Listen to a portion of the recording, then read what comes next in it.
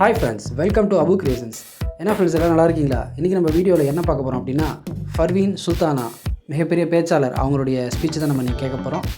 வாங்க ஃப்ரெண்ட்ஸ், வீடியோக்குள்ளே போகலாம். அதுக்கு முன்னாடி யாராவது நம்ம சேனலை சப்ஸ்கிரைப் பண்ணாமல் பார்த்துட்டு இருக்கீங்களோ அவங்க எல்லாம் நம்ம சேனலை சப்ஸ்கிரைப் பண்ணிட்டு பாருங்கள்.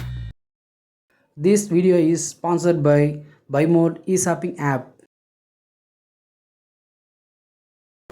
நல்ல வேலை ரோவர் சார் வந்து புடவை கொடுத்தார்.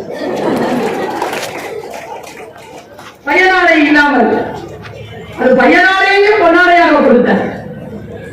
போட்ட வேசிகள் எல்லாம் பொன்னாடைகள் இல்ல, பட்டாடைகள், பொன்னால் நெய்யப்பட்ட பட்டாடைகளை கொடுத்தார்.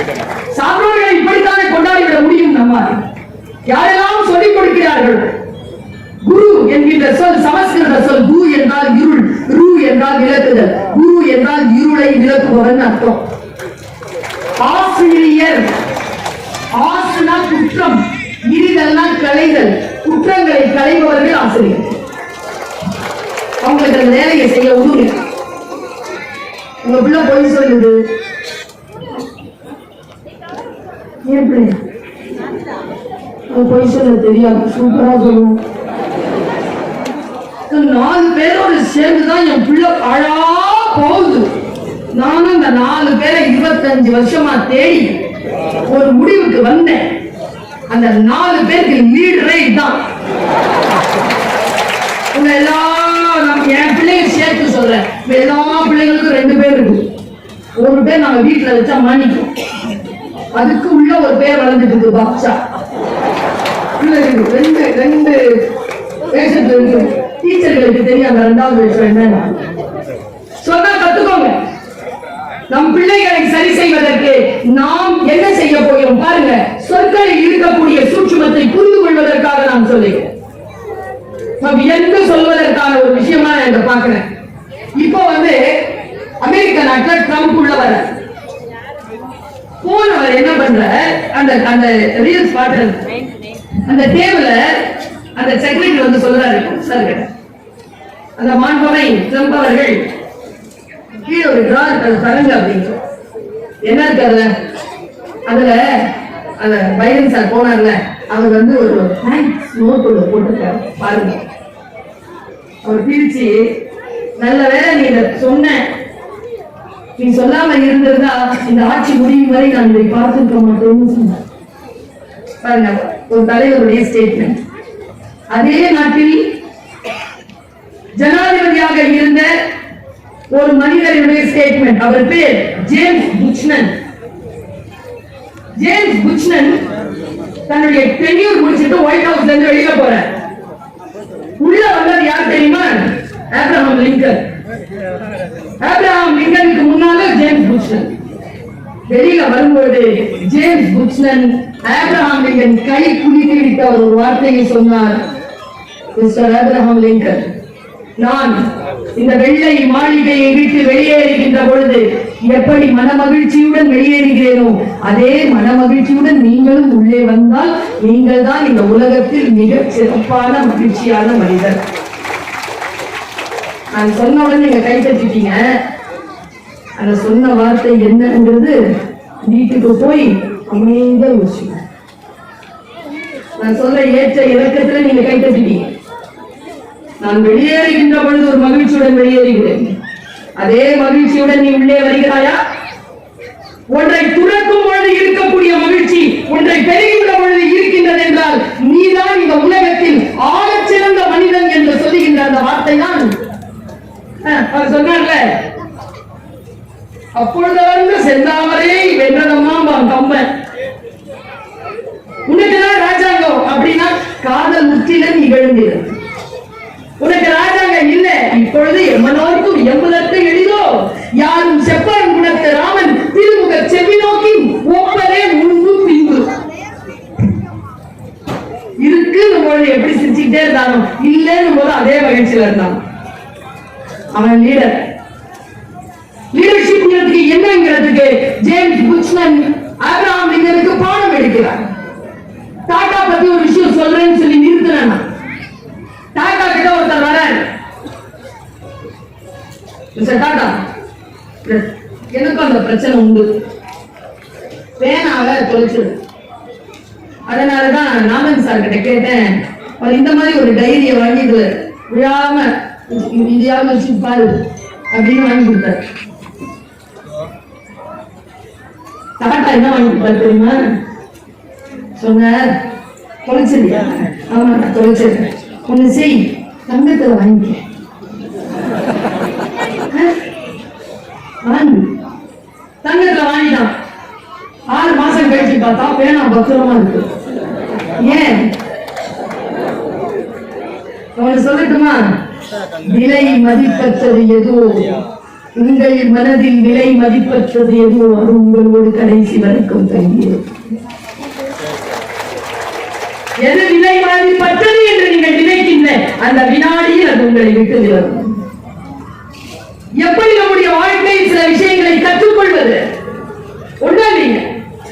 எனக்கு என்னுடைய தாயார் சில நல்ல விஷயங்களை கற்றுத் தருகிறார். நான் கற்றுக்கொள்கிறேன், இந்த வயதில் கற்றுக்கொள்கிறேன், உலகத்துக்கே பாடம் சொல்லுகிறேன். ஆனால் நல்ல விஷயங்கள் யார் வாயில் இருந்து வந்தாலும் உடனடியாக கற்றுக்கொள்கிறேன். அதற்கு பிரதி உபகாரமாக என்னுடைய வாழ்க்கை நான் எப்படி வடிவமைத்துக் கொள்வது என்று பார்க்கிறேன். நான் ஒரு ரகசியத்தை, சூட்சுமத்தை சொல்லுகிறேன். யார் எதை சொன்னாலும் அதை உடனடியாக கேட்டு அது உங்கள் வாழ்க்கைக்கு சரி வரும் என்று உங்களுடைய மூளைக்கு செலுத்தி வடிகட்டி புரிந்து கொண்டு அதை நடைமுறைப்படுத்தி பாருங்கள். மிகப்பெரிய வியப்பான சூழல் நடக்கும். என்னுடைய அப்பா எனக்கு நல்ல தாலாட்டு பாடுவார். அவர் தாலாட்டு பாடும் பொழுது அம்மா தானே பாடுவாங்க எல்லா வீட்லயும். என் வீட்டுல எங்க அப்பா பாடுவார், எங்க அம்மா பேசும், எங்க அப்பா சூப்பரா பாடுவார். குரல் அவ்வளவு இனிமையா இருக்கும். இந்த காத்து மேல காத்து கீழே பாடுறாங்கல்ல, அப்படி பாடல. அப்பா பாருங்க தாலாட்டு பாடல் எனக்கு இன்றைக்கு நினைவுக்கு வருகின்ற பொழுது நான் சில ஞான வெளிச்சங்களை பெறுகிறேன்.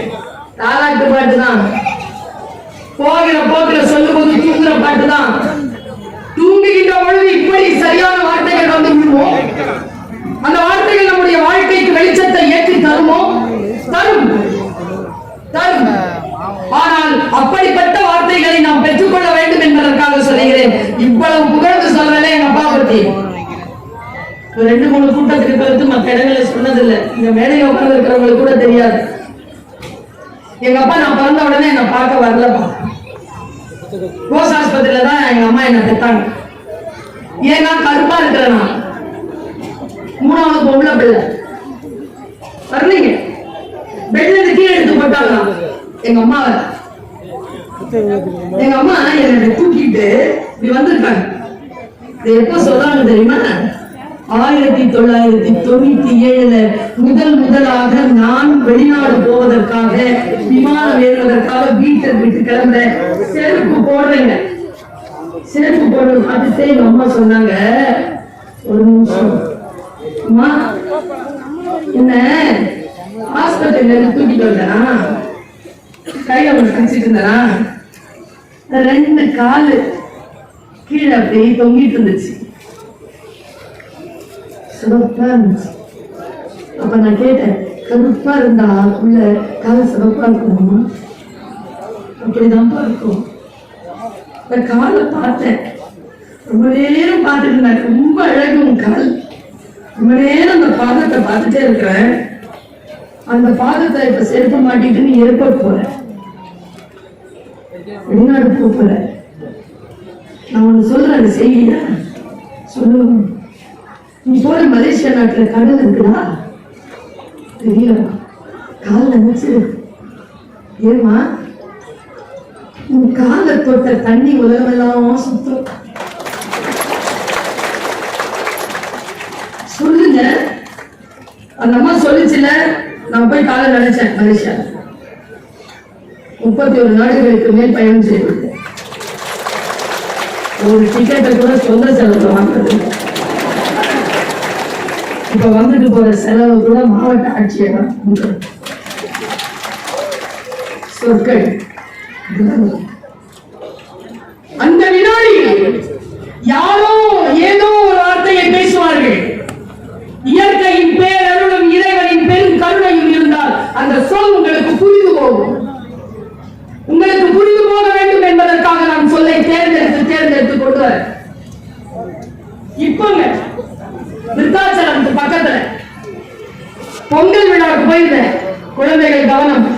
இளைஞர்கள் கவனம். நாங்க ஏதோ பேசுறதுக்காக போயிருக்கிறோம். உட்கார்ந்து இருக்க ஒரு பையங்க உரியடிக்கிற ப்ரோக்ராம் இங்க நடக்குமா? உரியடிப்பியா? நீ அடிப்பியா? அந்த காம்படிஷனுக்கான ரூல் என்ன தெரியுமா? அங்க ஒரு அடிதான் அட்டம், அவ்வளவுதான். அது தப்பாயிடுச்சுன்னா பிடிக்கிடுவாங்க ரொம்ப. 100 பேர் பங்கு பெற்றாரு. 6 முதல் 18 வயது வரை. 6 வயது பையன் ஜெயிச்சிட்டான். 1000 பேர் சுத்தி நிக்கிறாங்க. வந்து அப்படி ஜெயிச்சுட்டு வந்து இப்படி பக்கத்துல உட்கார்ந்தா பாருங்க. என் பக்கத்துல நான் குழந்தைகளுக்கு ரொம்ப நல்லா பேசுவேன். ஒரு விஷயம் சொல்லவா? குழந்தைகளிடத்தில் யார் மிக சிறப்பாக பேசுகிறார்களோ அவர்கள் உலகத்தில் யாரிடம் வேண்டுமானாலும் பேசலாம். அவங்க கிட்ட பேசணும், அவங்க பேச்சு கேட்கணும். அந்த பையன் கிட்ட சும்மா கேட்டேன், உன் பேர் என்ன? பார்த்தாங்க. அவன் கண்ணை எப்படி தெரியுமா இருந்துச்சு? அப்போ எனக்கு இந்த பிரசிடென்ட் ஆனார்ல ஒபாமா, ஷார்ப்புங்க. பார்த்தாங்க, எனக்கு கத்தி மாதிரி இருந்தாங்க. வீதியில எனக்கு போய்பட அவங்க மாதிரி இருந்தாங்க. அதான் என்ன பேரு? பேரை சொன்னா பாருங்க, ராஜராஜன். உன் பேரை சொல்லு. ராஜராஜ சோழன். உடனே எனக்கு இங்க சிரிப்பு வந்துச்சு. 6 வயசுல இருக்க ராஜராஜ சோழன் முடி அடிச்சுட்டு வந்து உட்காந்து சொல்லுது. இப்படி கேட்டேன், உனக்கு பையன் பிறந்தா என்னப்பா பேர் வைப்பேன்னு சொன்னா பாருங்க பதில். அது என் தாத்தாவுக்கு ஏற்கனவே நான் வச்சுட்டேன். என்னப்பா? ராஜேந்திர சோழன். எனக்கு பிடிச்சிருச்சு அந்த பையனை. நான் ஃப்ரெண்ட் ஆயிட்டேன். எப்படி ஜெயிச்ச சொல்ல? இந்த மழலை மாறாத அந்த குழந்தை தத்து தத்து என்று சொன்ன அந்த வார்த்தைகளை கோர்வையா நான் சொல்றேன். ஆனா பயங்கரமான வின்னிங் ஸ்ட்ராட்டஜி வேணுமா? 100 பேருக்கு நடுவுல ஜெயிச்சான் பாருங்க. அவன் சொல்றான், நான் போனா என்ன கழுத்துல அந்த ரோஸ் கலர் விசில் வச்சு சுத்துறாங்க. எப்படி இருந்தாருன்னா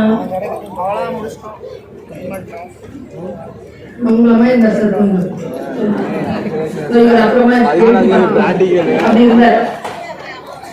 இன்சர்ட் பண்ணியிருக்கிறாரு, இது பனி போட்டிருக்காரு, இன்சர்ட் பண்ணியிருக்காரு. பிடி மாஸ்டர் பையன் ஊதிக்கிட்டே இருக்கிறார் விசில. அந்த பையனுடைய கண்ணுல துணியை கட்டிட்டு காதுல ஊதிக்கிட்டாரு. ஊதி சுத்தி விட்டாங்க. சொல்றாங்க, கண்ணை கட்டி காதுல விசில ஊதி சுத்தி விட்டாரு. எனக்கு ஒண்ணும் தெரியல. சரி, உங்களுக்கு தான் தெரியல, இத்தனை பேரும் கத்திட்டு இருக்கிறாங்க. ஆனா அவர் சுத்தி விட்டவர் தப்பு தப்பா வழி சொல்றாரு. படி படி அடி அடி அடின்னு சொல்றாரு. நான் யார் பேச்சும் கேட்கல. சுத்தி சுத்தி நடந்துட்டே இருந்தேன். அத்தனை பேரும் கத்திக்கிட்டே இருந்தாங்க. நான் கொஞ்ச நேரம் அப்படியே பார்த்தா அந்த கூட்டத்துல ஒரு குரல் கேட்டது, ராஜா என் அம்மாவின் சொல்றேன். நான் அந்த குரலை மட்டும் கான்சென்ட்ரேட் பண்றதுக்கு கண்ணை உள்ளுக்குள்ள இருந்து மூடிட்டேன். என்ன சொல்றான், நாம கண்ணை மூடுனா அதுல இருந்து ஏதாவது தெரியுமான்னு தானே பார்ப்போம். அவன் அம்மா குரல் கேட்டோட மூடிட்டாங்க. உள்ள ஏதோ அவனுக்கு காண ஆயிடுச்சு. ராஜா லெஃப்ட்ல போ, 2 அடி போ, அப்படியே நில்லு, ஒரு 1/2 அடி முன்னால வா, நில்லு, அப்படியே கையை தூக்கு, அடிக்காது அடிக்காது, மேல போயிடுச்சு, அடிக்காது அடிக்காது, கீழே இறங்குவது. இப்ப அண்ணா நான் அடிச்சு உடஞ்சிருச்சு. யார் பேச்சை கேட்கிறோம்? எதில் கவனமாக இருக்கிறோம்? அந்த கவனத்தை சிதறையாமல் இருக்கிறோமா? ஜெயிக்கிறோம். கற்றல் அப்படித்தான். ஒன்று செய்யும் பொழுது இன்னொன்றை செய்து கொண்டிருந்தால் சில பேர் சொல்லுவாங்க மல்டி டாஸ்க் வுமன். ஒண்ணும் கிடையாது. இருக்கிற வேலையை ஒழுங்கா செய்யணும்.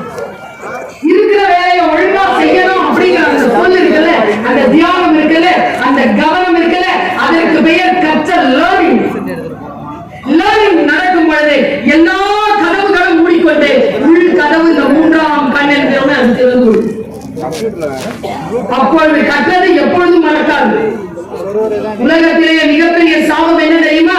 உங்கள் வாழ்க்கையில் உங்களுக்கு தேவைப்படுகின்ற பொழுது நீங்கள் கற்றது மறந்து போகும் என்பதுதான். கற்றது ஒருபோதும் மறக்கக்கூடாது என்றார். கவனத்துடன் அந்த கற்றலை மேற்கொள்ளுங்கள். யார் ஒருவர் கவனத்தோடு அந்த கற்றலை மேற்கொள்ளுகிறோமோ அவர்கள் வாழ்நாட்களில் எப்பொழுதும் தான் கற்ற வித்தையை மறப்பதே. நான் ஒரு கவிதையை ரசிக்கிறேன்னா உள்ளும் புறமாக உயிர் தமிழ்கள் அந்த கவிதையை ரசிக்கிறேன், மறக்கவே மாட்டேன். நீங்க ஒண்ணு இந்த மேலையில 2 பேர் இருக்காங்க. நாம் எல்லோரும் ஒரு மதத்தை சார்ந்தவர்களாக இருக்கிறோம், அப்படித்தானே? என்ன கேட்டா 2 பேர் உட்கார்ந்து இருக்காங்கல்ல, ஒருத்தருடைய மதம் சட்டம், நான் அறிந்த வரை இன்னொருத்தருடைய மதம் காவல். 2 பேருடைய மதம் எதை அவர்கள் ஆழமாக நம்புகிறார்களோ அப்படி அவர்கள் முழுமையாக வெளிப்படுவார்கள். நான் இப்படித்தான் மனிதர்களை பார்த்து வாசிக்கிறேன். எப்படி ஒரு விஷயத்தில் நின்று ஜெயிப்பது, எப்படி ஒன்றுக்காக நாம் பலியாகாமல் இருப்பது எப்பொழுது புரியும் நமக்கு? 40 வயதில் 50 வயதில் 60 வயதில் கூட புதிய விஷயங்கள் வந்து சேர்கிறது. ஒருத்தர் 60 வயசுல ஐயா தப்பான ஒரு வேலையை செஞ்சார். நான் கேட்டேன், 60 வயசுல இப்படி செய்வீங்களே ஐயா? தந்த பதில் என்ன தெரியுமா? 60 வயதில் எப்படி இருந்தது என்று எனக்கு தெரியவில்லை. ஏனென்றால் இதற்கு முன்னால் 60 வயதில் இருந்ததில்லை. அவருக்கு அது புதுசு தானே. அப்படி என்றால் புதிதாகத்தான் நாம் இருக்கிறோம். இன்றைக்கு நமக்கு புதிதான சில விஷயங்கள் வந்து சேர்கிறது. ரொம்ப நுட்பமான புதிதான ஒரு விஷயத்தை சொல்றேன். ஒரு 3 மாதமாக நான் சந்திக்கின்ற மனிதர்களுடைய மனங்களில் எல்லாம் இதை நான் இன்ஜெக்ட் பண்றேன். யூடியூப்ல வருதா பாக்குறவங்க பாத்துக்கோங்க. யூடியூப்ல கேட்கறதுக்கு வாய்ப்பு இல்லையா? நான் மேடைகளை நின்று பேசுகிறேன்னா சொல்றது கேட்டுக்கோங்க. ஏனென்றால் வாய்ப்புகள், வார்த்தைகளை கேட்கக்கூடிய வாய்ப்புகள் பல நேரங்களில் பலருக்கு கிடைப்பதே இல்லை.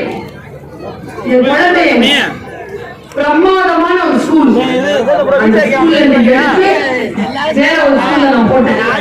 ஏன் தெரியுமா? என் குழந்தைக்கு தேவையான எனக்கு புரிஞ்சது. ஒரு பெற்றோர் school may be the very greatest school, but it is not suitable for my son. புரியுதா? அங்கிருந்து சொற்கள் அப்படித்தான். உங்களுக்கு சூட்டலா இருந்தா பின்பற்றிக்கோங்க. நான் சொல்லுவது எல்லாம் அப்ளிகேஷன் தான். உங்க வாழ்க்கையில நீங்க அப்ளை பண்ணலாம். உங்கள் வாழ்க்கையில் ஏதேனும் ஒன்று நான் பெரியவங்க கிட்ட சொல்றேன். இன்றைய இளைஞர்களுடைய சிக்கல் நமக்கு தெரியாது. நான் 17 வயதிலிருந்து 20 வயது பிள்ளைகளுக்கு 25 ஆண்டுகளாக பாடம் நடத்துகிறேன். அந்த வளர் இளம் பிள்ளைகளுக்கு இருக்கக்கூடிய சிக்கல்களை முழுமையாக அறிந்தவள் நான். நம் வாழ்க்கையை விட அந்த இளைஞர்களுடைய வாழ்க்கை சிக்கலானது. இதை விட சிக்கலானது சிறுவர்களுடைய வாழ்க்கை, ரொம்ப சிக்கலானது. அதை யார் ஒருவர் புரிந்து கொள்கிறோமோ அவர்கள் தான் வழிகாட்டிகளாக இருக்க முடியும் என்பதற்காக சொல்லுகிறேன். நம்ம பெரியவர்களுக்கு விவாகரத்து என்பது எவ்வளவு பெரிய ஒரு வலி தானே. குழந்தைகளுக்கு என்ன வலி தெரியுமா? பிரேக்கப். பாவம் கருதுங்க. ஆனா விவாகரத்து பண்ண 4 பேர் 3 சொல்லுவான். பிரேக்கப் ஆனா விடுற மச்சான் வாடா பார்ட்டிக்கு போலாமா. நம்ம வழியை புரிஞ்சுக்கிறது ஆளே கிடையாது இந்த உலகத்துல. இளைஞர்களுக்கு சொல்லுகிறேன், பெண்களுக்கு சொல்லுகிறேன், ஆண்களுக்கும் சொல்லுகிறேன், வயது முதிர்ந்தவர்களுக்கும் சொல்லுகிறேன். நான் வந்து கனடா நாட்டுக்கு போனேன்னு சொன்னேன்ல, அந்த நாட்டுல என்னை அழைத்த அந்த இயக்கத்தின் பெயர் மிஸ்டர் தமிழ் கனடா. எதுக்கு கூப்பிட்டாங்கன்னா 63 பேர் அந்த வருஷத்துல சூசைட் பண்ணிட்டாங்க. இன்னர் ஹார்மனி பத்தி பேச என்ன கூப்பிடுறாங்க. 75 பேருக்கு தான் டிக்கெட் இருக்கு. ஆனா 150 பேர் ரிஜிஸ்டர் பண்ணி க்ளோஸ் பண்ணிட்டாங்க ஒரே நாள்ல. 2 நாள்ல தான் நிகழ்ச்சி. இந்த மாதிரி க்ளோஸ் ஹால் நான் பேசி முடிச்சிட்டு வெளியில வர பேக் ஸ்டேஜ் நிறைய பேர் வந்து பாராட்டுவாங்க தானே, சூப்பரா பேசுனீங்க அப்படின்னு. அப்படி பாராட்டிட்டே இருக்கும்போது ஒரு பொண்ணு வந்தா. அவளுக்கு ஒரு 45 வயசு, பேரழகி. அப்படி நிறுத்தி இருக்காங்க, இவ்வளவு அழகா நிறுத்தி இருக்கா. பெரும் பணக்காரின்னு தெரியுது, ஏன்னா எல்லாம் வைரங்களாவே போட்டிருக்கோம். பெரும்பாலான மேக்கப், எல்லா மேக்கப்பும் விலை உயர்ந்த மேக்கப் போட்டிருக்கா. அவன் நடந்து வரும்போது அவன் செருப்புல இருந்து உடல்ல இருந்து உயர் ரக கிட்ட வந்தா வந்துட்டு கைய பிடிச்சுக்கிட்டு நெத்தியில வச்சுட்டு மறுபடியும் உதட்டுல வச்சு நெத்தியில வச்சு உதட்டுல வச்சு நெத்தியில வச்சு உதட்டுல வச்சுக்கிட்டே இருக்கா. என் கை அழுறா. என் கையில எல்லாம் கொஞ்சம் பவுடர். அவ கண்ணுல கண்ணீர். மேக்கப் கலையுது. மேக்கப் அழாத அழாதன்னு சொல்றேன். அழுதுட்டா ஒரு வார்த்தை சொன்னா, தேங்க்யூ, நன்றி, நான் ஒன்றை புதிதாக கற்றுக்கொண்டேன், நன்றி. கற்றல் நன்று. ஏன் தெரியுமா?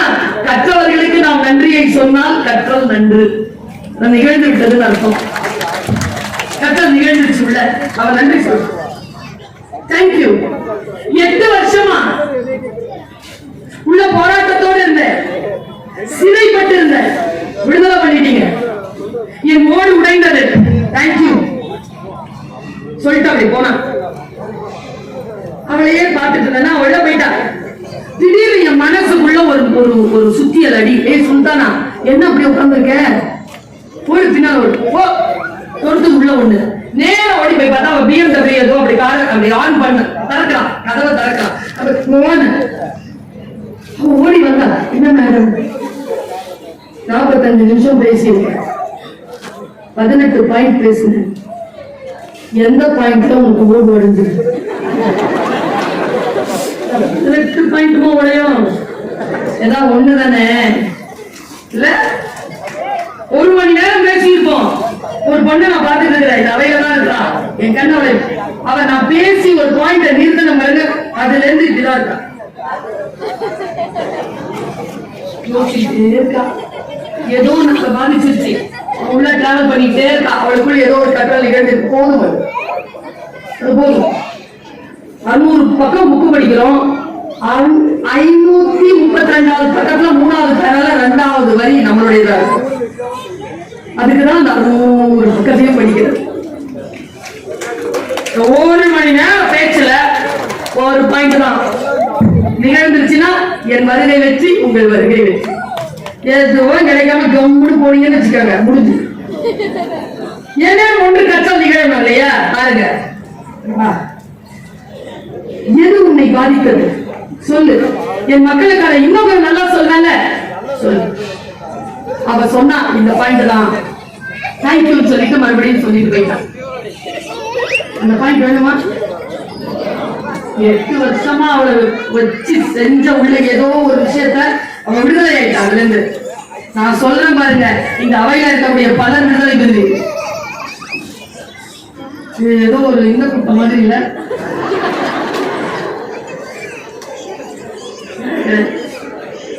அது கிடையாது. பாருங்களேன், பகுத்தறிவு கூட்டம், மதம் சார்ந்த கருத்து. ஒருத்தன் ஒரு காட்டுக்குள்ள நுழையலாம். புதுசு காடு, புதுசு, நமக்கு தெரியாது காடு. இருட்டு வெளிச்சம், இருட்டு வெளிச்சம் மாறி மாறி வருது. எப்படியோ பாதையை கண்டுபிடிச்சு போய்கிட்டே இருக்கிறோமா, திடீர்னு ஒரு பெரிய பாம்பு புத்து பார்த்த உடனே நின்றுட்டான். அவன் உள்ள இருந்து ஒரு பாம்பு அப்படி வந்து கருணாக அவனை பார்த்துருச்சு. இவன் பாம்பை பார்க்க பாம்பை இவனை பார்த்துருச்சு. சத்தம் போடாம போயிட்டான் கடந்து. பாம்பு சத்தத்தை கேட்டு அங்க அரவம்னு போயிடுது. சத்தத்தை கேட்டு அது பின்னாலேயே வருது, கூடவே வருது. இவன் ஒன்னும் சொல்லல. காடு பாம்புக்கும் சொந்தம், எனக்கும் சொந்தம், நடந்தா நடந்து வருது, போயிட்டே இருக்காங்க. அது கூடவே வந்துச்சா. நீங்க எதிர்பாராத நேரத்துல அதனுடைய உடல் இருப்பு ஒண்ணு உங்களை பயமுறுத்தலையா? அது உங்க கால் குதிகால கொத்திருச்சு. இப்ப நான் பாம்புன்னு சொன்னது பாம்பு. கூட வேலை செய்யறவங்க, குடும்ப உறுப்பினர்கள், நண்பர்கள், பார்ட்னர்கள், யார வேணாலும் வச்சுக்கோங்க. உறுப்பினர்கள், மேலையில் இருக்கக்கூடியவர்கள், யார் வேணா வச்சுக்கோங்க. கொத்திருச்சு, பாம்பு கடிபட்டுருச்சு. நீங்க எல்லாரும் இருக்கிறீங்க. யாராவது கையை தூக்க முடியுமா? இதுவரைக்கும் எனக்கு யாரும் துரோகம் செய்ததே கிடையாது அப்படின்னு ஒரு நாள் தூக்க முடியும். ஒரு மண்டையை தான் சொல்லிடுறேன், கை தூக்கல. யாராலையும் சொல்ல முடியாதுங்க, எல்லாருக்கும் அடிபட்டிருக்கோம். சரியா? இப்ப நாம தான், நமக்கு ரெண்டே வாய்ப்பு. ஒண்ணு, நேரா அந்த பாம்பை தேடி போலாம். பாம்பே நான் உன் வழிக்கு வந்தேனா? நீ தானே என் வழியில் வந்தாய். நான் உனக்கு என்ன துரோகம் செய்தேன்? நீ என்ன ஏன் கொத்தினாய்? பதில் சொல் என்று நீதி கேட்கிறார். பாம்பிடம் எந்த நீதியும் கிடைக்காது, அதன் இயல்பு கொத்துவது. சரியா? நீயா படமா? ஊதன உடனே திரும்பி வந்து கொத்தன இடத்துல இருந்து விஷத்தை உருவுறது. இன்னொரு ஆப்ஷன் இருக்கு.